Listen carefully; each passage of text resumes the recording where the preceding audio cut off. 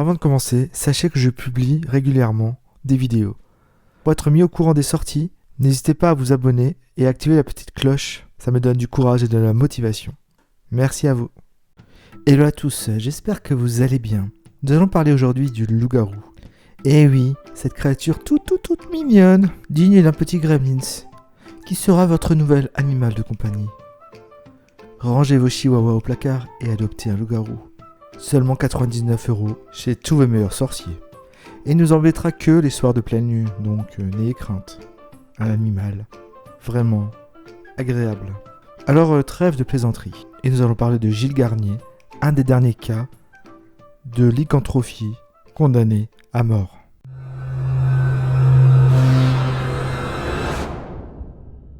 Nous sommes en 1573 après JC, enfin Jésus-Christ. À l'époque, on croit aux loups-garous et autres créatures imaginaires. Vous me direz, certains y croient encore à notre époque. Mais bon, c'est une autre histoire. Notre histoire se passe en Franche-Comté, dans les villages d'Espagny, Salvange et Courchapon. Depuis un certain temps, on rapporte qu'un loup-garou a déjà emporté de jeunes enfants qui ont été portés disparus. Le 13 septembre 1573, la cour du Parlement de Dole officialise la présence d'un lycanthrope, un loup-garou, dans la région. Les gens sont invités à se munir de bâtons, de piques ou toute autre arme pour traquer et tuer la créature. On croit fort au loup-garou, à la sorcellerie et au diable à cette époque. Même dans les textes anciens, comme Hérodote et Pline, ou même dans un poème médical écrit par Marcellus de Sade, qui était un chirurgien grec du 1er siècle après Jésus-Christ, il soutient que la lycanthropie est un dérèglement des humeurs et une manifestation d'un état mélancolique.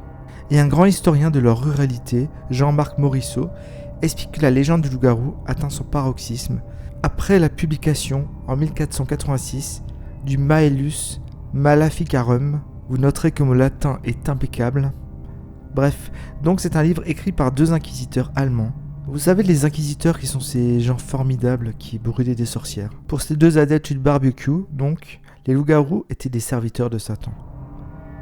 Avant les faits qui nous intéressent dans cette vidéo, 2 personnes, Pierre Burgot et Michel Verdung, surnommés des loups-garous de Poligny, ont également été brûlés à Besançon en 1521. Ils avaient avoué être des lycanthropes. Mais revenons à nos moutons. Des cadavres de jeunes enfants sont retrouvés partiellement décharnés. Les témoignages sont plutôt contradictoires.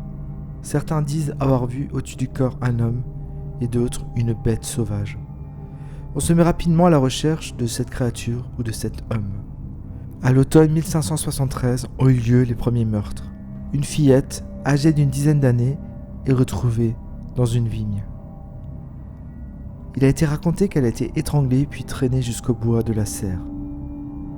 Sérieusement, vous voyez vraiment un loup-garou s'amuser à étrangler quelqu'un ? Des morceaux de chair ont été enlevés aux bras et aux cuisses. Ensuite, quelques jours après la fête de la Toussaint, j'avais fait une blague là-dessus mais je la ferai pas, une autre fillette est attaquée dans un pré aux alentours. 3 témoins ont entendu les cris de l'enfant et ils se précipitent vers le son. Ils aperçoivent alors une créature monstrueuse en train de la déchiqueter. Elle mourra de la suite de ses blessures.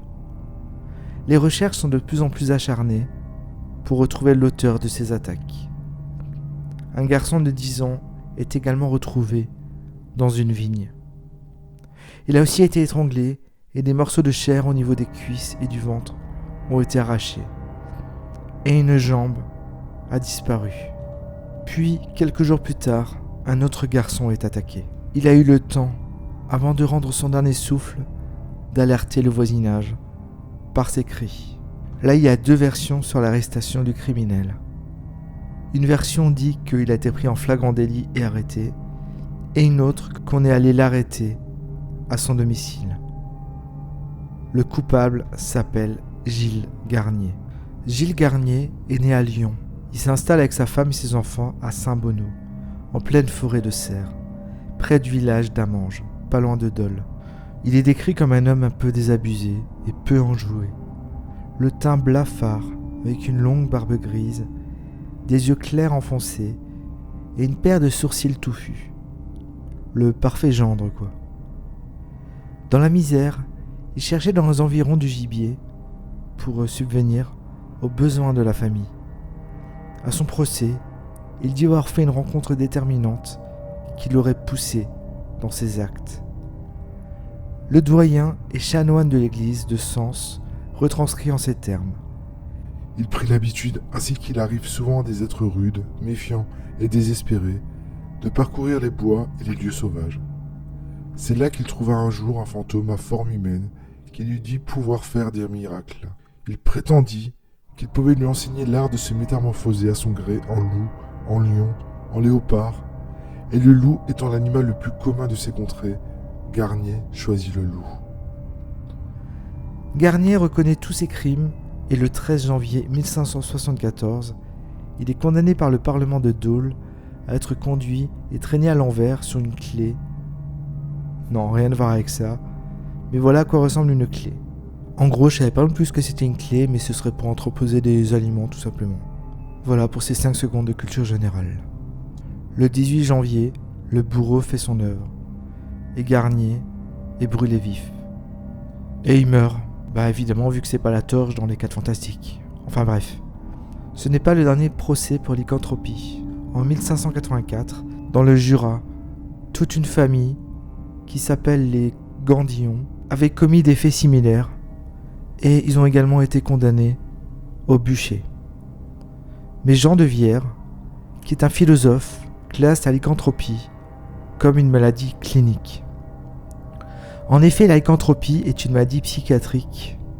La personne souffre d'insomnie, d'agitation nocturne, d'agressivité, accompagnée d'hallucinations auditives. Elle présente donc un délire de lycanthropie. La personne entend aussi des voix qui lui disent qu'elle se transforme en loup. Elle se réveille au milieu de la nuit et hurle. Heureusement que c'est pas un délire avec les chats, vous imaginez la personne qui va gratter par terre et qui va aller miauder toute la nuit, tout en se frottant la jambe de quelqu'un pour avoir à manger. Mais peu à peu, les lycanthropes ne sont plus exécutés, mais ils sont internés. C'est le cas de Jean Grenier, qui a aussi commis des actes de lycanthropie, et qui a été jugé à Bordeaux en 1603. Voici le compte-rendu de la condamnation. Les furieux et les maniaques ne doivent pas être punis, pas plus que les synanthropes, qui sont en gros la version chien des lycanthropes. Cela constitue une espèce de folie, et d'après la loi, leur affection les punit assez. Mais Gilles Garnier, rien à voir avec le shampoing, était-il un cas psychiatrique? Croyait-il vraiment qu'il était un loup? Ou faisait-il partie de ce qu'on appelle aujourd'hui les tueurs en série, vu le nombre de meurtres? Dans un article publié par l'Institut de recherche d'archéologie préventive, Luc Jacotet et Brigitte Rochelandais s'interrogent même sur la culpabilité de Gilles Garnier. L'ermitage Saint-Bonneau à Hamange, qui décrit les fouilles conduites dans les vestiges de l'habitat du condamné, raconte une habitation modeste, isolée de toute communauté villageoise. Les enquêteurs ne révèlent aucune trace d'anthropophagie, qui est en quelque sorte le cannibalisme. Il y a quelques restes de faune domestique, bœuf, mouton et porc, mais rien qui laisse présager de la lycanthropie. Pour Jean-Marc Morisseau, la mort de Garnier obéit surtout à un contexte. Elle a eu lieu au pic de procès en sorcellerie et des attaques de prédateurs dans la région. Pendant son jugement, on recense la présence de loups furieux de la grosseur d'un âne dans les villages voisins d'Hamange. Gilles Garnier présentait tous les critères du parfait coupable, retiré de la société, habitant à quelques kilomètres à pied de tous les crimes mentionnés, sauf un. Sans monture, Garnier n'avait aucun moyen de se payer un cheval. Il paraît improbable qu'il ait pu parcourir les 60 kilomètres qui séparent son domicile du lieu du dernier meurtre. Comme le rappellent les deux auteurs, Gilles Garnier n'était ni sorcier ni loup-garou. Était-il seulement coupable? Donc pour vous, était-il coupable ou innocent? S'agit-il de quelqu'un qui a été jugé à tort? En tout cas, je trouve cette histoire vraiment passionnante, qui parle vraiment des cultures de l'époque, qui croyaient vraiment à ces histoires de sorcières, de loups-garous ou d'autres démons. Et on ne connaîtra sans doute jamais la vérité sur cette histoire. Merci à tous d'avoir regardé cette vidéo et je vous dis à bientôt pour une prochaine vidéo. Allez, ciao ciao!